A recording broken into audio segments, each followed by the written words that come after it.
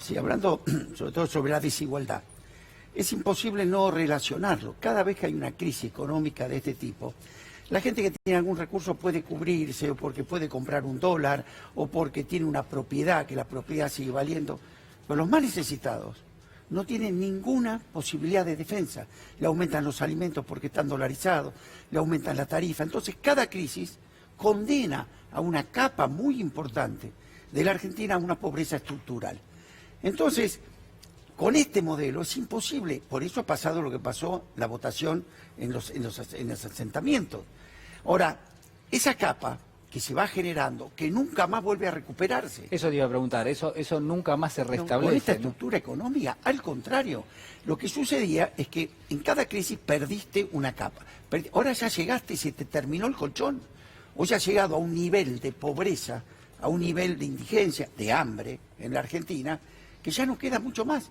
Entonces, cuidado con estas situaciones extremas. Vos me decís, antes no era grave, sí era grave, pero todavía había un colchón que podía esperar. Hoy se acabó el colchón. La presencia del Estado, digamos, ¿cómo uno puede verla en las calles? Uno se pregunta. ¿Hubo un repliegue del Estado en los últimos años? ¿Hay una menor protección social de algunos sectores de la población? Totalmente, totalmente. Hoy nosotros no tenemos ni Estado nacional ni Estado provincial en nuestros barrios. Sí. Desde derechos que todos conocíamos, ¿no? Qué sé yo, las netbook, las orquestas infanto-juveniles, porque yo digo siempre, la vida es mucho más que comer. Nuestros pibes, a ver, cuando acá era este tema si había hambre o no había hambre, digo, acá la situación de nuestros pibes es todavía mucho peor que en África, porque vivimos en una sociedad competitiva, una sociedad donde vos tenés que tener un montón de elementos para poder conseguir un trabajo de repositor, y nuestros pibes hoy no están pudiendo estudiar porque no comen, porque están mal alimentados, porque no tienen una casa donde tengan las condiciones mínimas. Entonces, realmente estuvimos condenando, estos 4 años estuvieron condenando a nuestros niños a no tener futuro. Bueno, lo que yo creo es que, a ver, va a ser muy difícil, pero por lo menos hay otro modelo, hay otra mirada sobre cómo se tiene que construir una sociedad. Quiero preguntarles por el día después. Ustedes saben, el próximo domingo hay elecciones presidenciales. Alberto Fernández hoy habló sobre ese tema, mencionó algo muy particular, mencionó que el presidente de la Nación había tenido un capítulo determinado, una reacción, dijo él, después del resultado de las PASO, y que él creía que bueno, había que tener cuidado con eso a partir del próximo día lunes. Lo compartimos y lo analizamos. La verdad, yo lo que quisiera es que, si el resultado le resulta adverso, Macri no se enoje como hizo la última vez y no maltrate a los argentinos y no libere al dólar para que escale como permitió la última vez que ocurra, según cuenta alguna causa judicial que hay en Buenos Aires. Y que tomemos todo con tranquilidad, porque la verdad es el juego de la democracia, simplemente. Y lo único que va a pasar en Argentina es que cambie un gobierno. Puede ser que tenga muchas implicancias hacia el futuro, no tengo dudas. Pero institucionalmente no debiera ser más que eso. De mi parte, toda la voluntad y toda la vocación de que esto transcurra en tranquilidad y con la alegría de los argentinos. ¿Puede pasar algo así como lo que propone Alberto Fernández? Yo creo que lo que va a suceder el domingo puede ser una lección histórica para todo el continente, y me parece muy importante lo que hagamos todos los argentinos el domingo y el lunes. Realmente, con lo que está sucediendo, tanto en Ecuador como en Brasil, como en Chile, para la enorme mayoría de los latinoamericanos tiene que ser una enorme esperanza ver que un pueblo se puede organizar, construir un frente electoral, ganar las elecciones y que eso cambie el rumbo realmente del país y no caer en la desesperación como se está cayendo en países hermanos. Lo que va a cambiar, voy a discrepar con nuestro futuro presidente, porque lo que va a cambiar no es solamente un gobierno a partir del lunes, a partir del 10 de diciembre, va a cambiar un modelo. Porque acá el tema no es Macri sí o Macri no. Digo, Macri vino, como Piñera en Chile, como otros en otros países de Latinoamérica, como en la Argentina durante mucho tiempo, en gobiernos militares, en gobiernos democráticos, a tratar de instaurar un modelo económico. Y lo que hace crisis y lo que está estallando finalmente es el intento de instaurar ese modelo económico, que ahora lo hace Mauricio Macri, pero que en otros momentos lo hicieron, digo, ministros en gobiernos populares, como fue en el caso de Cavallo con el menemismo, o directamente dictaduras militares. Lo que hoy pasa en Chile empezó con Friedman y con Pinochet, y Friedman es la fuente económica, si se quiere, también del gobierno que estamos llevando, que está llevando hoy adelante. Mira, vos empezaste el programa nombrando a Susan Sontag, no sé si te acordás que uno de sus últimos ensayos se llamaba El dolor de los demás. Sí. Y el tema es, ¿qué hace uno con el dolor de los demás? ¿No? Bueno, ¿qué va a hacer el gobierno que viene con el dolor de la enorme mayoría de los argentinos frente a la situación que estamos viviendo? Y me parece que ahí está la clave. Si es un gobierno que va a transformar ese dolor en una fuerza conjunta que permita a los argentinos y a las argentinas volver a soñar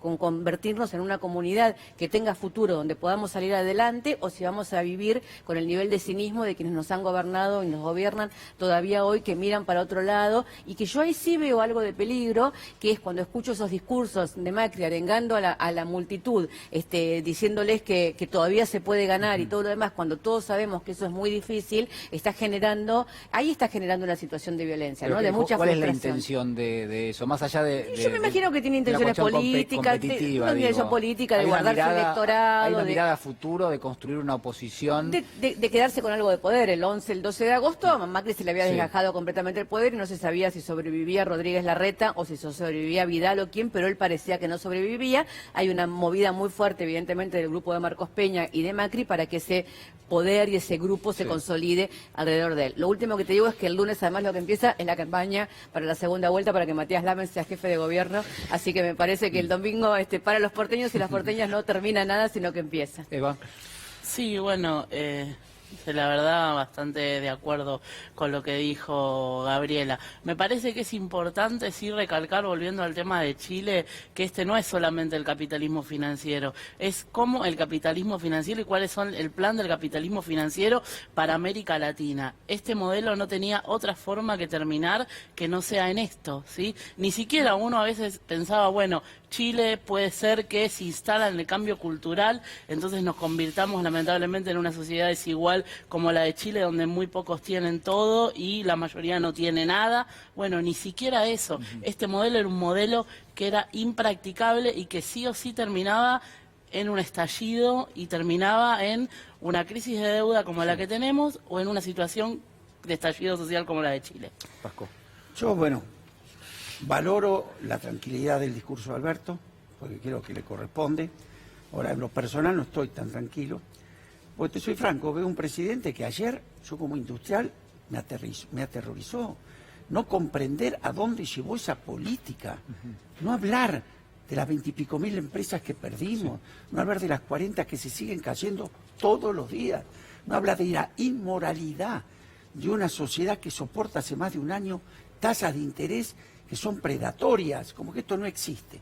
Y además lo veo, que en un momento tan delicado de la Argentina, donde tenés que estar gobernando las 24 horas, abandonó el gobierno, se puso en candidato, anda dando vueltas por el país diciendo cosas que ni él las puede creer, en vez de estar cuidando las reservas, en vez de estar cómo coordinamos las políticas para que no se agrave la situación.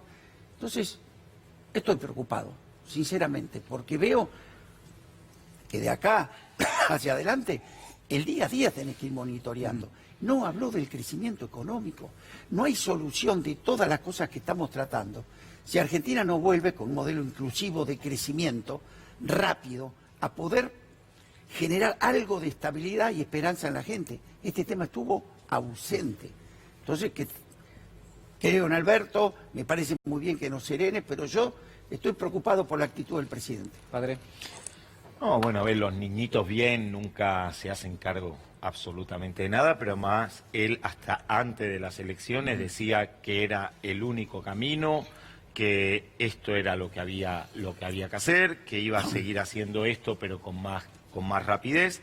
Creo que claramente el resultado de las PASO lo que demostró es que nuestro pueblo está sufriendo demasiado y que no acompaña más estas políticas. Ya se acabó el verso de no les vamos a sacar ningún derecho y vamos a vivir todos mejor. Él sigue hablando de que puso las bases para el futuro, pero bueno, claramente no se hace cargo de nada. Y sigue en el debate con los mismos temas que le llevaron también a ganar las elecciones. Se robaron todo, se robaron todo, se robaron todo, todos son unos corruptos, nosotros somos la república menuda república, yo la verdad no sé, me hago no sé, monárquico. Y después con el otro verso de que ellos, que nosotros, digamos, los que no pensamos como ellos, somos narcotraficantes, somos mafiosos que permitimos que haya el narcotráfico. Recordemos que a Aníbal Fernández le pusieron 3 muertos sobre sus espaldas y que era el jefe de una banda mafiosa y que dónde íbamos a dejar nuestros hijos, si con Heidi Vidal o si con él. La verdad que nos hubiera ido muchísimo mejor dejándoselos con Aníbal Fernández, porque hoy nuestros pibes tendrían para comer. Hoy seguimos teniendo las mismas problemas de narcotráfico, porque lo único que se ataca es el narcomenudeo y al consumidor, nada de las mafias, pero con todo eso hacen una linda campaña y yo creo que Macri lo que está hablando es a su núcleo duro, por lo menos para no perderlo. Quiero agradecerle a todos la participación esta noche. Muchas gracias, Muy Julián. amables.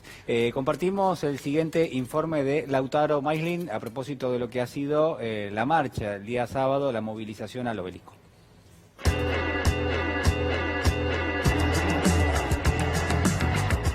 Creemos que la justicia tiene que ser independiente. El presidente cuando asumió dijo que quería justicia independiente e intentó poner 2 jueces por decreto. No, no creo. ¿No? No. ¿No lo vio? No, no lo vi. Rosenkrantz y Rosati. No. Ahí lo vemos al presidente. ¡Aguante el gato! ¡Abajo las ratas! ¡Te venimos y vamos a dar la vuelta, Cris! ¡No me saques! ¡No te gusta que te digan la verdad!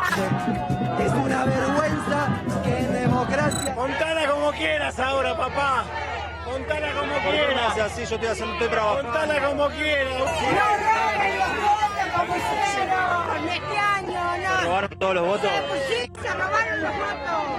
¿Vos no sabés que la justicia dijo que se ganaron, viejo? Esto es democracia, que vos podés trabajar tranquilamente. ¿Por qué no podemos trabajar tranquilamente? Buscar otro lado. Así sí, acá hay un camino. ¿Por qué crees? Váyanse.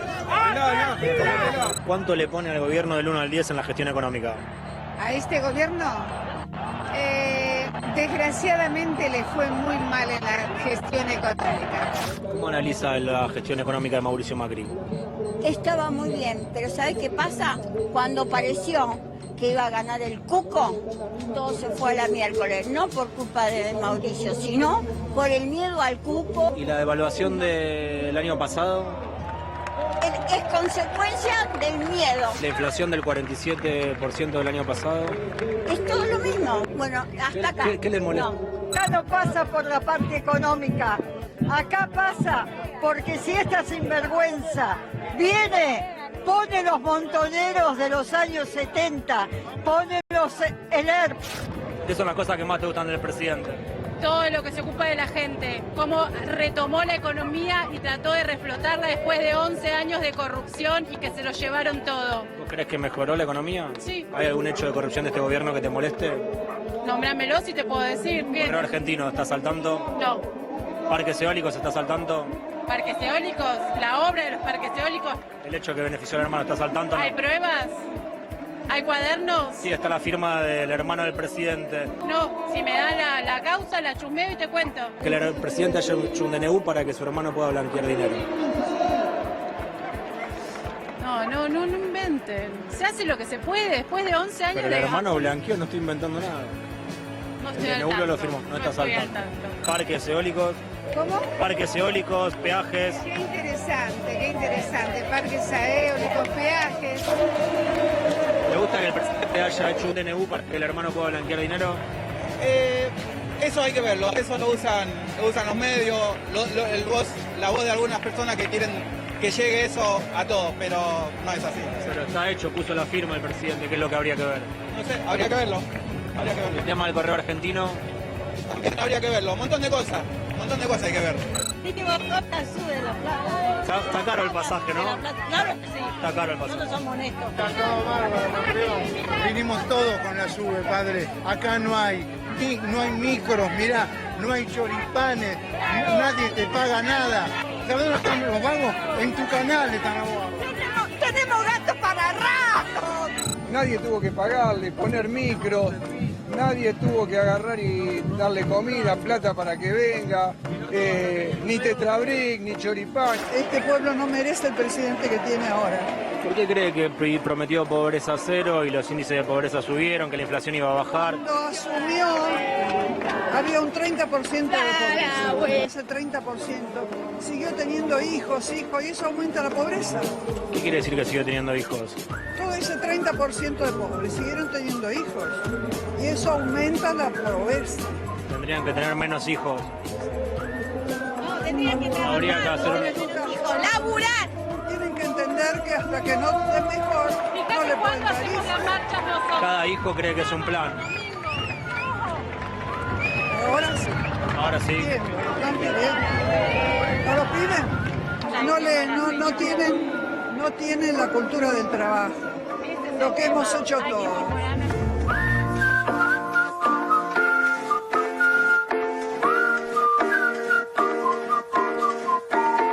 Muy bien, faltan 15 minutos para las 12 de la noche.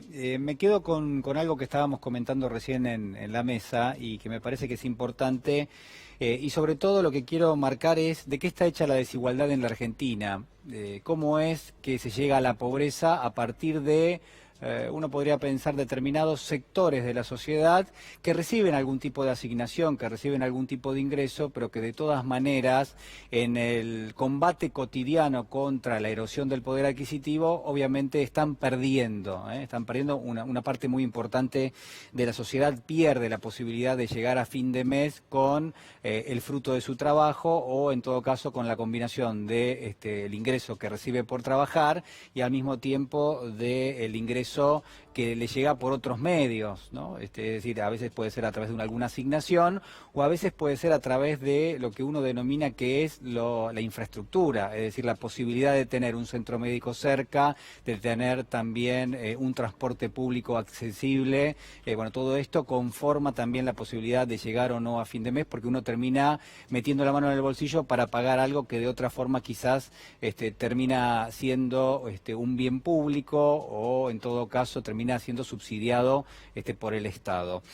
¿Qué es lo que estoy viendo? Bueno, a ver, más allá de la definición lógica, que es que cuando uno tiene una inflación alta y uno tiene un ingreso que no acompaña a esos niveles de inflación, lo que termina resultando es que esos recursos que uno tiene, bueno, cada vez compran menos en términos de bienes y servicios. Es decir, ¿cuál es la contracara del dinero? La contracara del dinero es lo que yo puedo comprar con él. Pueden ser bienes o pueden ser servicios. Si los precios nominales de la economía suben, pero lo que uno tiene como ingreso se mantiene constante, obviamente lo que estamos teniendo es una reducción del poder adquisitivo de nuestro dinero en el bolsillo. Pero además... hay determinado tipo de políticas públicas que lo que hacen es, de alguna manera van a contramano de lo que uno podría considerar que son determinado tipo de protecciones. Y a veces lo que hemos tenido en la Argentina, sobre todo en los últimos años, ha sido que como se ha generado una política que no crea empleo, o por lo menos no busca crear empleos per se, a la hora de renegociar salarios muchas veces hay sectores que no tienen representación sindical, hay sectores para los cuales se precarizó el trabajo y por ende cuando van a renegociar algún tipo de ajuste de sus ingresos también pierden en esa negociación. Esto no siempre se da, pero cuando hay un contexto malo como es el actual, se pierde la posibilidad de renegociar de igual a igual, se pierde el respaldo de los sindicatos, los propios sindicalistas a veces no reconocen que tienen las manos atadas para poder negociar determinado tipo de derechos laborales y eso también produce pobreza y produce desigualdad. No es lo mismo alguien que tiene acceso a la negociación salarial que alguien que la va perdiendo y por ende queda sumido en, yo diría, un cono de sombras donde no puede acceder a esa negociación. Pero lo que quizás es relevante es que en algún punto empeora, creo yo, en la Argentina en los últimos años sobre todo, lo que se llama la distribución del ingreso. ¿Qué es la distribución del ingreso? Es del total de riqueza que se crea en la economía a lo largo de un determinado periodo. Bueno, ¿cómo se reparte eso a la hora justamente de hacer un mapa de la distribución porcentual? Bueno, lo que tenemos es que en la Argentina la vía para hacer esa distribución del ingreso a veces tiene que ver con el capital y a veces tiene que ver con una mercancía que se llama trabajo. el precio de esa mercancía que se llama trabajo son los salarios. Si esos salarios son cada vez menos representativos, cuando se distribuye el ingreso, lo que termina pasando es que yo estoy distribuyendo menos a los salarios y le estoy dando más hacia el capital, que es el otro de los componentes de la distribución del ingreso. ¿Cómo está eso en la Argentina? Se preguntará usted. Bueno, por supuesto hay que agregarle más, es más complejo, pero más o menos por ahí va la definición. ¿Cómo está la distribución del ingreso? Mire, del decil primero, del decil 1, que es el 10% más pobre de la población, recibe del total de ingreso en torno a un 26%. Del decil más rico, es decir, del 10% más rico de la población, lo que recibe es el 42%, ¿no? Esta es un poco la distribución del ingreso que hay en la Argentina. Decíamos recién lo que pasaba en Chile. En Chile la distribución del ingreso es muy desigual, al punto tal de que prácticamente el 1% de la población en Chile, el 1% de la población de Chile recibe el 26% del ingreso y el 50% de la población de Chile recibe el 2% del ingreso, ¿no? Fíjese la contundencia del dato. Entonces, ante cualquier variación mínima de algo tan sustancial y tan básico como puede ser el transporte público, el impacto es tan grande porque ocupa y porque realmente llega a una capa muy importante de la sociedad que la reacción obviamente no se hizo desear. Vamos a ir a una pequeña pausa y ya regresamos.